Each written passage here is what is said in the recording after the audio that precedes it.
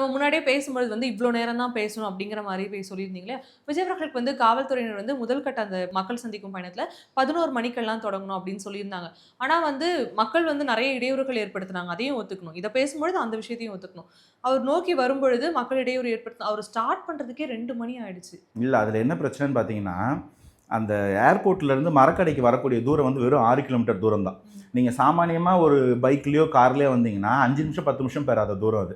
நீங்க இந்த மாரி ஒரு கான்வாய்ல வந்தீங்கன்னா கூட 15, 20 நிமிஷம் போதும். 9:45க்கு ஒரு ஏர்போர்ட்ல வெளில வந்துட்டாரு.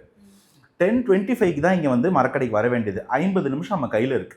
ரோடு இவங்க ஃப்ரீ பண்ணி வச்சிருந்தாங்கன்னா, அவங்க சொன்னதுக்கு முன்னாடியே அந்த இடத்துக்கு வந்திருப்பாங்க. 10:25க்கு ஆரம்பிச்சு 11 மணிக்கு முன்னாடி முடிச்சு, அவர் அரியலூர் போயிருப்பாரு, குன்னமும் போயிருப்பாரு, பெரம்பலூரும் போயிருப்பாரு. அந்த ஷெட்யூல் வந்து உடைஞ்சிருக்காது. ஆனா அந்த ரோட சீல் பண்ணல. போலீஸ் சீல் பண்ண விட்டுட்டாங்க. அந்த ரோடுக்குள்ள பொதுமக்களும் வந்துட்டாங்க. பொதுமக்களோட வாகனமும் வந்துருச்சு. ஸோ வண்டிக்கு முன்னாடி வாகனங்களை விட்டுட்டு அவன் வந்து விஜய் சாரை பார்க்க வந்துட்டான். அப்போ அந்த ரோடு என்ன ஆகும்? கிரிட் ஜாம் ஆயிடுச்சு. வண்டியை முன்னாடியும் போக முடியல, பின்னாடி எடுக்க முடியல. ஒரு பாயிண்ட்டுக்கு மேலே போலீஸ் உள்ள வந்து ஒரு வண்டியா தள்ளி ஒவ்வொருத்தரையும் தள்ளி போலீஸ்க்கும் தலைவலி, பொதுமக்களுக்கும் டிராஃபிக் ஜாமு. ஒரு ஒரு ஒரு ஒரு பேச்சுக்கு சொல்கிறேன், ஒரு 6 மணி நேரம் ட்ரெயின் ட்ராவல் பண்ணலாம், பிரச்சனை இல்லை. ஒரு 6 கிலோமீட்டர் 6 மணி நேரம் ட்ராவல் பண்ணால் எவ்வளோ இரிட்டேஷனாக இருக்கும்.